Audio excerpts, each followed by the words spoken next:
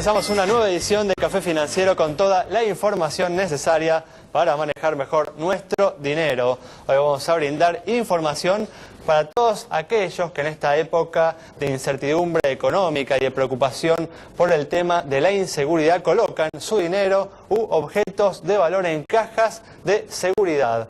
Cuántos salen y qué bancos tienen disponibles. También vamos a repasar las mejores alternativas de inversión disponibles para el actual contexto económico. Y en el último bloque vamos a conversar con el diputado nacional Claudio Lozano sobre la situación de la economía y los desafíos por delante. Quédate con nosotros. Tras el siguiente intervalo vamos a regresar con todos estos temas y vamos a responder como siempre a todas tus consultas. Bueno, ya estamos aquí con Santiago Chelala, también está Yamila Escala y Jorge Alberti nos está acompañando nuevamente, pero hoy para brindar algunas recomendaciones de inversión para todos aquellos que están viendo qué hacer con su dinero. ¿Qué tal? ¿Cómo andan? Muy bien, ¿cómo les va? Gracias por haber venido una vez más. Y vamos a arrancar rápidamente con los temas que tenemos para hoy, que siempre son muchos y no abunda el tiempo. Y vamos a comenzar hablando sobre el problema de la inseguridad, o el tema de la inseguridad que ha estado presente en los medios en gran forma en los últimos días. Y justamente a partir de esta presencia de este tema en los medios hemos hablado con las compañías de seguros para ver si esta sensación que existe en relación a la inseguridad se refleja en una mayor cantidad de reclamos de los asegurados por los temas de robos. Yamila nos presenta esta información. No solo en los medios, sino también en los dichos de los principales funcionarios a nivel nacional, con lo cual, bueno, la pregunta pasó a averiguar, bueno, ¿aumentaron las denuncias vinculadas a robo en lo que refiere a casas, autos, comercios, artículos menores? Bueno, lo cierto es que las compañías sí registran un aumento de lo que tiene que ver con el robo total de automóviles a partir de diciembre específicamente, como así también del robo parcial. El tema del robo parcial en lo que es autos, nos dicen, bueno, se viene repitiendo una tendencia en el último año y medio, 2 años, que tiene que ver con el robo de autopartes, ¿sí? Por la restricción de las importaciones, por la dificultad para conseguir, de repente, bueno, las llantas, las gomas son en el 90% de los casos este tipo de siniestros. Y después, en lo que refiere a casas, en los últimos 5 meses se registra entre un 15 y un 20%, obviamente dependiendo de las compañías, no todas tienen la misma zona de cobertura, entre un 15 y un 20% en lo que es robo a casas. Y lo que verifican los empresarios tiene que ver con el aumento de la violencia. Yo le digo, bueno, pero no, ustedes no tienen nada que ver, digamos, con si algún asalto fue a mano armada o no. Bueno, pero en las denuncias, ellos cuando las reciben, la realidad es que lo constatan, porque está en la denuncia policial que hay que presentar en la aseguradora, y esto sí queda registrado. En lo que respecta a comercios, por otro lado, puntualizan la situación de diciembre en lo que tiene que ver con saqueos, ¿sí? Que obviamente una distribución dispar también en las compañías, pero no un aumento significativo, nos comentan, en los últimos meses, en el comienzo del año. Estos son los datos que nos aportan las aseguradoras, obviamente no todas, es un relevamiento que hicimos hablando con empresarios off the record, pero que obviamente alerta y que nos aporta un dato más en lo que refiere a inseguridad, y específicamente en el conurbano, nos comentaban, en Capital Federal, como así también en provincias como Rosario, Mar del Plata en menor medida, menor aún también en Mendoza, y no con un aumento significativo en el interior del país. Muy bien, un tema realmente complejo que tiene que ver con malas políticas durante muchos años, políticas sociales, económicas, también de naturaleza educativa, así que un tema que realmente será difícil resolver, y para ello hay que trabajar seriamente en los próximos años. Bueno, vamos ahora a cambiar de tema y vamos a brindar información para todas aquellas personas preocupadas, ¿no? Justamente, precisamente, ¿no? Por el tema de la inseguridad y también por la incertidumbre económica, y que a partir de eso colocan, ¿no?, su dinero en cajas de seguridad. Bueno, ¿cuántos salen estas cajas y qué bancos tienen disponibles? Así es, Alex. Hay muchas personas que deciden ahorrar en dólares hasta el día de hoy. ¿Y qué hacer con esos dólares? Si uno los deja en la casa puede ser víctima de un hecho de inseguridad. Hasta hace muy poco tiempo había pocas cajas de seguridad disponibles, sobre todo en algunos barrios, Palermo, Recoleta, Barrio Norte. Prácticamente las sucursales no tienen cajas de seguridad disponibles, pero sí hay en otros barrios. Lo que vamos a ver en pantalla es cuál es el costo de esas cajas de seguridad si uno decide finalmente poner los ahorros en una de ellas. Lo vemos. El Banco Provincia, la caja más barata, 2.527 pesos. Columbia, 2.890. Comafi, 2.963. Banco Macro, 3.135. Estas son cajas de seguridad pequeñas de 10 centímetros de alto. Banco Galicia, 3.341. Santander Río, 3.598. Patagonia, 3.630. Y cierra la lista el Banco Itaú, 4.117. Hay otra medida, tamaño mediano, que tiene 30 centímetros de alto, es bastante más alta y por supuesto tiene un costo mayor. Lo vemos, Banco Provincia en este caso 2.850 pesos al año, Comafi 3.583, Colombia 3.654, Galicia 4.892 pesos. Esto se puede pagar siempre o todos los meses o por trimestre o de entrada a principio de año por adelantado. Banco Macro 4.987, Patagonia 5.009, Santander Río 5.671 y cierra la lista el Itaú con 5.829 pesos al año. Es decir, desde 2.500 pesos la más económica hasta 6.000 pesos. Mucha diferencia en la caja de seguridad según el tamaño que elijamos y por supuesto también el banco al que vayamos a abrir la caja de seguridad. A tener en cuenta esto, ¿no? Que siempre es más peligroso por ahí tener el dinero en casa guardado porque uno puede ser víctima de una inseguridad, pero también en los bancos pueden pasar accidentes. No son pocos los casos de bancos que también han abierto las bóvedas y robado las cajas de seguridad. En ese caso hay un mínimo de garantía que aproximadamente está en los $30.000 por caja de seguridad, pero seguro, como dice el refrán, absolutamente no hay nada.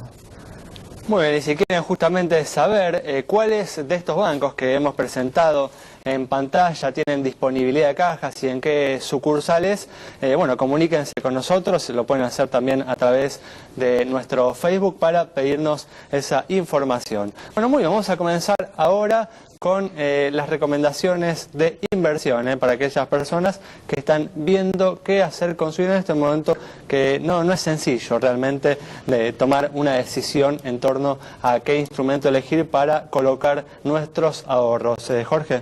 Exactamente, Alejandro. La discusión que estamos viendo últimamente básicamente es confrontar el movimiento del dólar con el movimiento de la tasa de interés. Entonces, el menú que podemos ofrecer para aquellas personas que quieren decidirse por una u otra opción, básicamente son títulos públicos, bonos de la nación o de las provincias o de los municipios que nos permitan cubrirnos frente a los movimientos de cualquiera de estas dos variables. Entre los bonos podemos hablar bonos en dólares, como puede ser un BDED, un bono que cotiza y paga una alta amortización anual.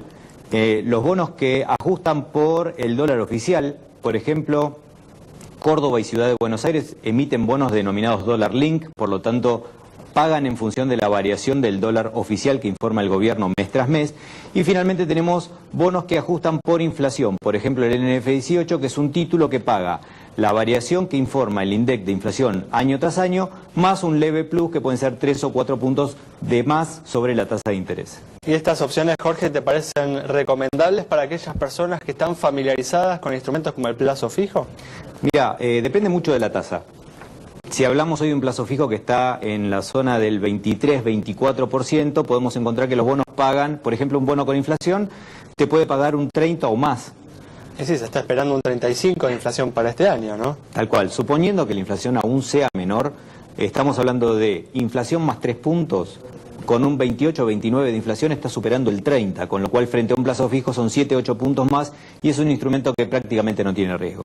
Muy bien, de esta manera cerramos con esta recomendación, este bloque. Quédate ahí, en instantes estamos nuevamente de regreso.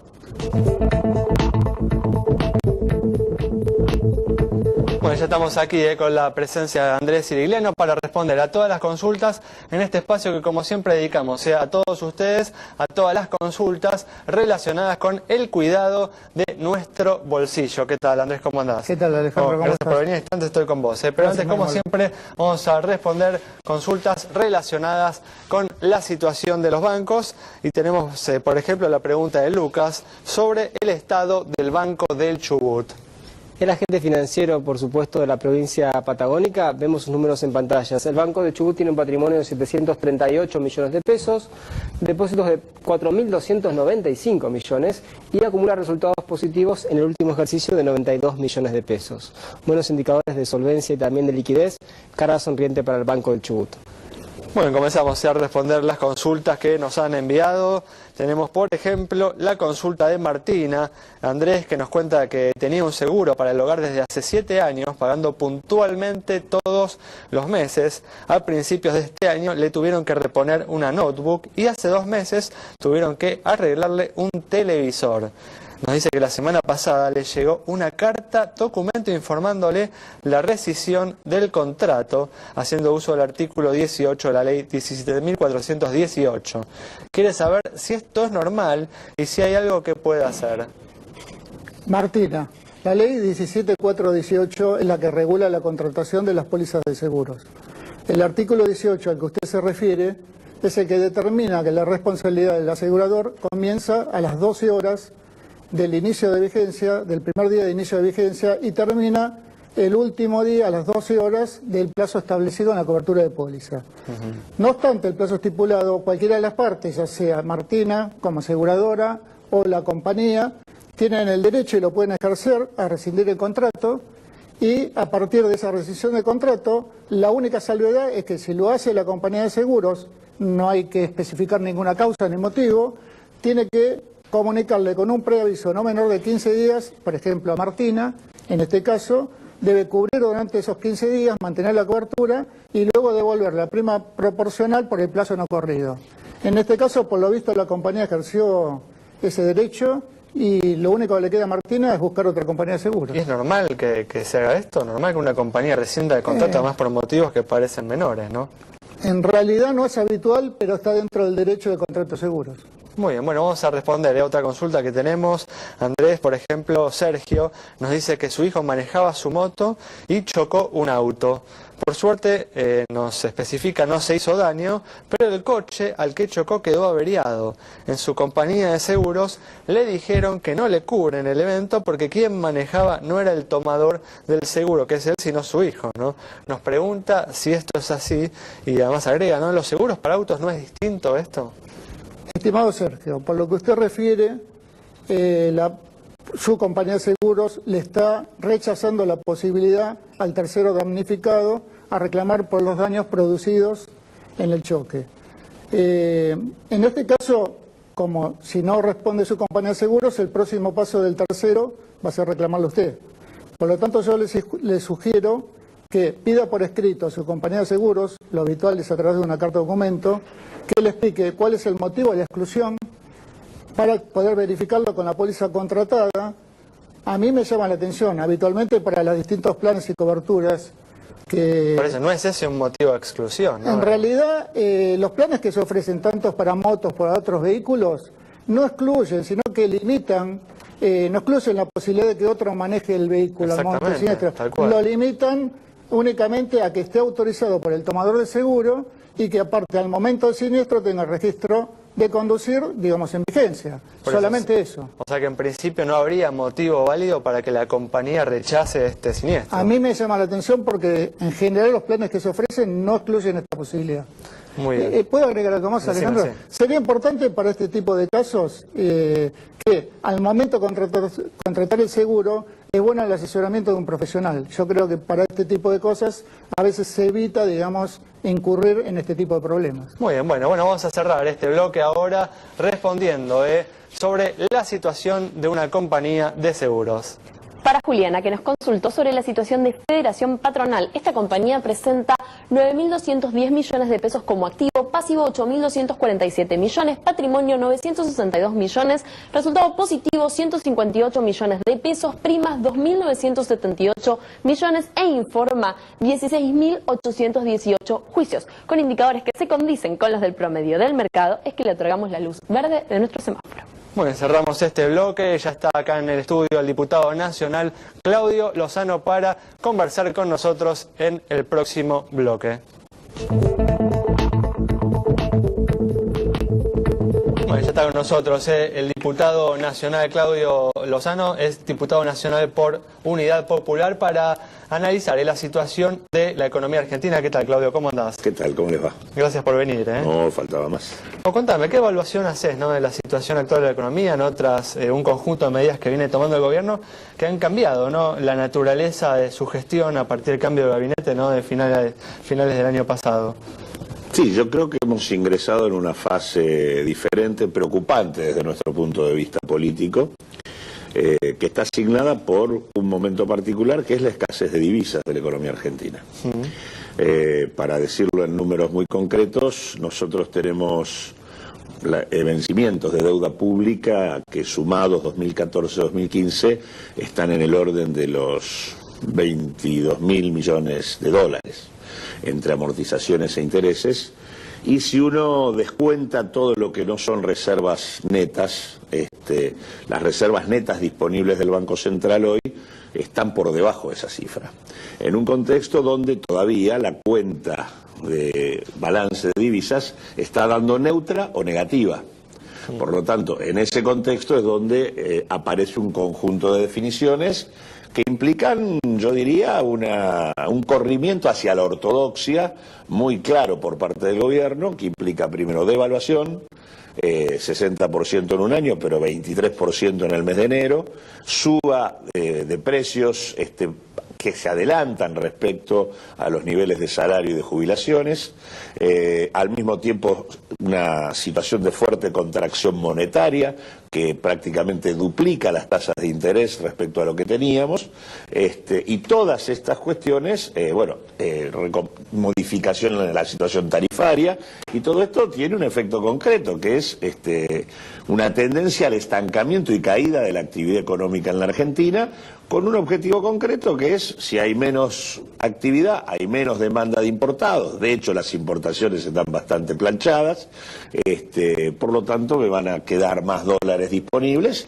y una apuesta a que esto tenga el límite de conseguir financiamiento en algún momento, para poder jugar con eso la salida del gobierno.